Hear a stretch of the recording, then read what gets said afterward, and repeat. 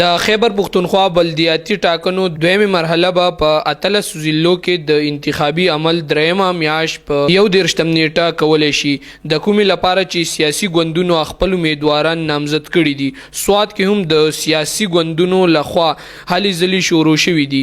د الیکشن دویمه برخه کې به د سواد ولس هم د خپل ځان لپاره د امیدوار انتخاب کوي. د سواد سر خارمنګوره یعنی تحصیلي بابوزی میرشپ باندې به سخته مقابله ولې چې ټول سیاسي پارټیانو خپل امیدواران مقابله لپاره وړاندې کړي دي. عوامي نېشنل پارټۍ لخوا نثار خان، جمعیت علماء اسلام لخوا مولانا حجت الله، جماعت اسلامی نه محمد امین، پاکستان تحریک انصاف لخوا شاهد علي خان، د مسلم لیگ نون او د پیپل پارټۍ مشترک امیدوار سید حبیب علي شاه نه علاوه په آزاد حیثیت هم امیدواران مخې ته راغلي. د الیکشن کمیشن لخوا سواد کې تقریبا 998 پولینګ سټیشنې د پولینګ عمل لپاره قائم کړي دي. په کومه کې چې با 14,314 رجسٹر ووټران خپل رائے اظهار کوي. عباس یوسفزئی، پیام خیبر، سوات.